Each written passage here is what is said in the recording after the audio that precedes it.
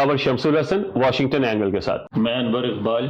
آج کا جو ٹاپک ہے وہ تھوڑا تکلیف دہ ہے, تھوڑا حساس ہے. 16 دسمبر کا دن آنے والا ہے جو ایک سیاہ دن ہے پاکستان کی تاریخ میں سقوط ڈھاکہ کے حوالے سے, اور اس سلسلے میں ہمیں آج تک مکمل معلومات حاصل نہیں ہو سکی. یہ گھاؤ ہے جو بھرا نہیں ابھی تک.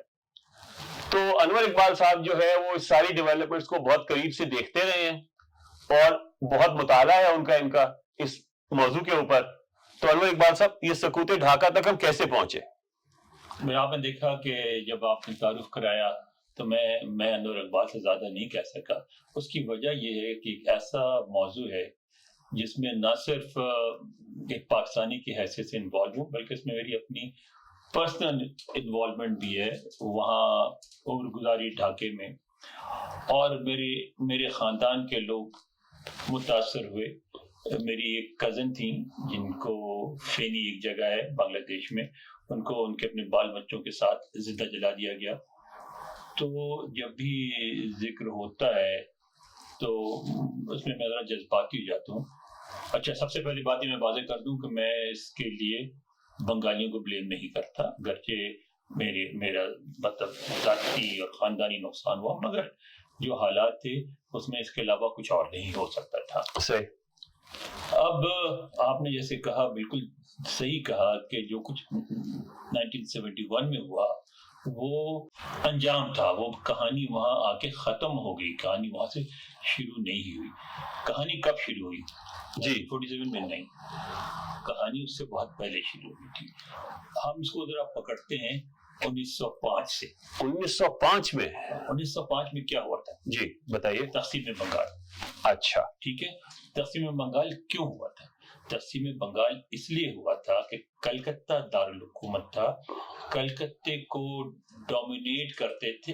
اس میں ایک تھوڑا سا میں روک کے کہہ دوں, اگر ہم 1905 کو سمجھ جائیں, اگر ہم 1905 کو سمجھ جائیں تو پھر ہمیں بات بھی سمجھ میں آئے گی کہ 71 کے بعد بنگلہ دیش جو ہے انڈیا میں کیوں شامل نہیں ہوا, اور وہ اب بھی اپنی آزادی کے بارے میں اتنا سینسیٹیو کیوں ہے, اور اب بھی وہاں انڈیا اتنا غیر مقبول کیوں ہے. صحیح. ٹھیک ہے, تو وہ بات یہ تھی کہ 1905 میں تقسیم بنگال اس لیے ہوا کہ جو کلکتہ دارالحکومت تھا, کلکتے میں ظاہر ہے جو ہندو رولنگ کلاس جس کو بنگلہ میں کہتے ہیں بھدر لوگ, یعنی ان کو ہم اردو میں کہتے ہیں اشرافیہ, تو وہ جو تھے وہ ڈومینیٹ کرتے تھے ہر جگہ, یعنی مسلمان بہت پیچھے رہ گئے تھے.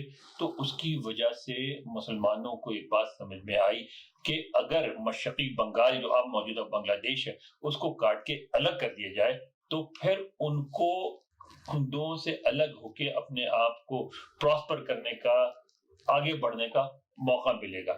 تو سب سے پہلے گرچہ برصغیر میں ملک کے اندر رہتے ہوئے لیکن تقسیم کا آئیڈیا جو ہے وہ بنگال سے شروع ہوا, وہ 1905 سے شروع.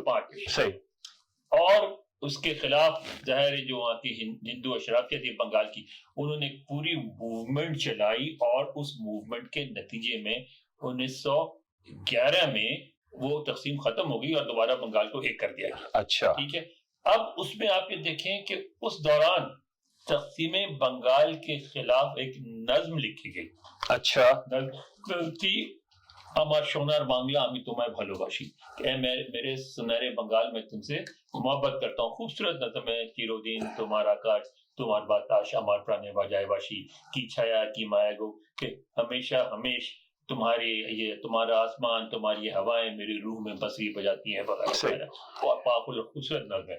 لیکن وہ نظم جو ہے وہ تقسیم بنگال کے خلاف تھی. ٹیگور نے جن کو ایوارڈز ملے ہوئے تھے برٹش گورنمنٹ سے, اس کو انہوں نے تقسیم کے خلاف احتجاج کرتے ہوئے واپس کر دیے تھے. آج وہی نظم جو ہے بنگلہ دیش کا قومی ترانہ ہے. جی جی بالکل. اب وہ ایک منظم بنگال کے ایک نئے ملک کا قومی ترانہ ہے. تو آپ دیکھیں یہ جو سفر ہوتا ہے نا, ہمارے یہاں اصل میں پاکستان میں بڑا مسئلہ ہے کہ ہم چیزوں کو بلیک اینڈ وائٹ کر کے اور سیدھی سیدھی لکیر میں چلنا چاہتے ہیں. چیزیں سیدھی سیدھی لکیر میں نہیں چلتی, چیزیں بہت کمپلیکیٹڈ ایک دوسرے سے بالکل بالکل نوانسز ہوتی ہے, بہت کمپلیکیشن ہوتی ہے. جی اس میں زبان کا مسئلہ ہوتا ہے, مذہب کا مسئلہ ہوتا ہے, کلچر کا مسئلہ ہوتا ہے.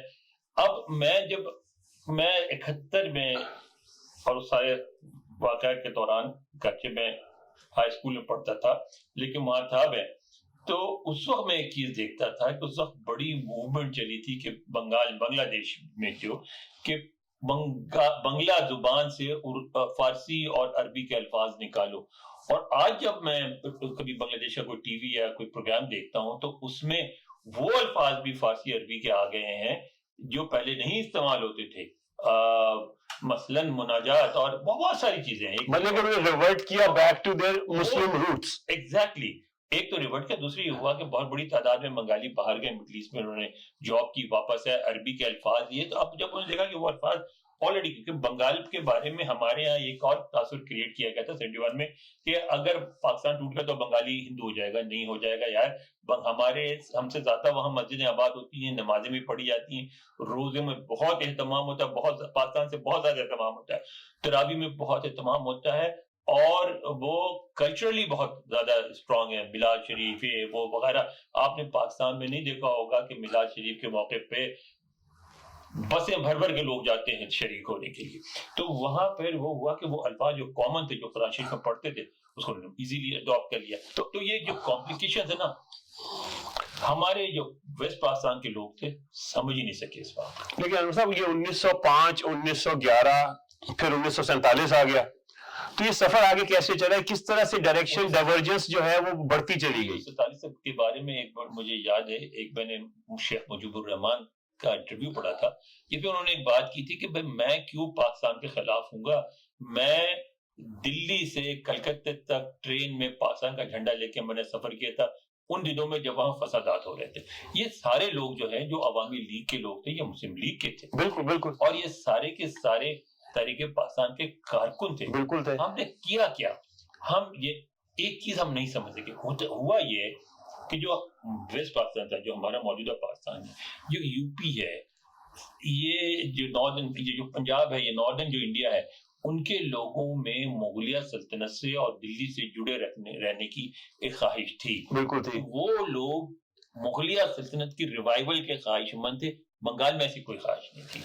اگر آپ سفر کریں بائی ٹرین یا بائی روڈ ویسٹ پاکستان سے چلتے چلتے تو آپ کو بنگلہ دیش آتے آتے احساس ہوگا، ویسٹ بنگال میں بلکہ بہار کے بارڈر پہ شروع ہو جاتا ہے کہ یہاں جیسے آپ ہماری طرف جاتے ہیں نا، پشاور آنے کے بعد احساس ہوتا ہے کہ یہاں ساؤتھ ایشیا ختم ہو رہا ہے، سینٹرل ایشیا شروع. بالکل صحیح. تو وہاں جانے کے بعد آپ کو احساس ہوتا ہے کہ یہاں مڈل ایسٹ ختم ہو رہا ہے، ساؤتھ ایشیا ختم ہو رہا ہے، اور وہاں سے ساؤتھ ایسٹ ایشیا شروع ہو رہا ہے. ساؤتھ ایسٹ ایشیا شروع، برما ہے، جو تھائی لینڈ ہے، جو اس کا کلچر، اس کے کھانا پینا، تو منظر، کلچر، لباس، زبان، کھانا پینا سب بدلنا شروع ہو جاتا ہے. بدلنا شروع ہو جاتا ہے. تو وہ ایک مسلم آئیڈینٹی کے ساتھ وہ رہنا چاہتے تھے. اور اس لیے 1940 کے قرارداد میں جس ایک ملک کی بات نہیں کی گئی تھی، مجیب الرحمان کہتا تھا، صحیح کہتا تھا، جی ایک کانفیڈریشن کی بات. جی کانفیڈریشن کی بات تھی.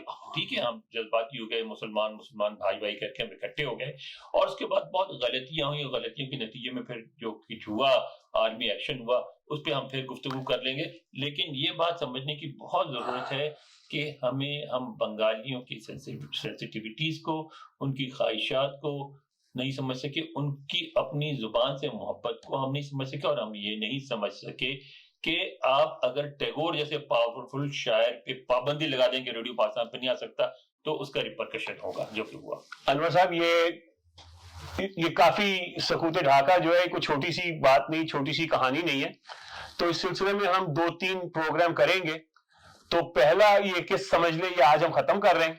اس کے بعد والی قسط میں ہم 1947 سے لے کر 1971 تک کے واقعات پہ ایک نظر ڈالیں گے. بہت شکریہ واشنگٹن اینگل دیکھنے کا.